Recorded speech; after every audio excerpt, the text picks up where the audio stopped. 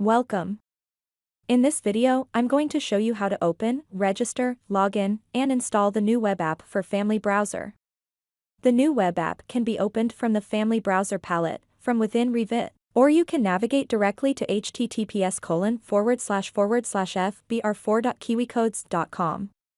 You will be initially presented with a login page. If you have previously registered, enter your login details to log in, otherwise click on the sign up hyperlink. If you have navigated here from Revit, your activation key will be pre-populated, otherwise fill in all fields to create an account and log in. I already have an account, so I will log in with my existing details. You will now be presented with your company's dashboard information. For easy access to the web portal in the future, we can install this app onto our computer.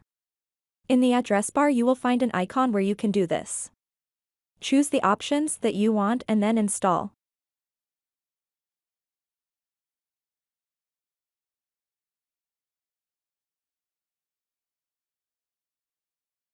Family Browser is now installed and works like a normal Windows application.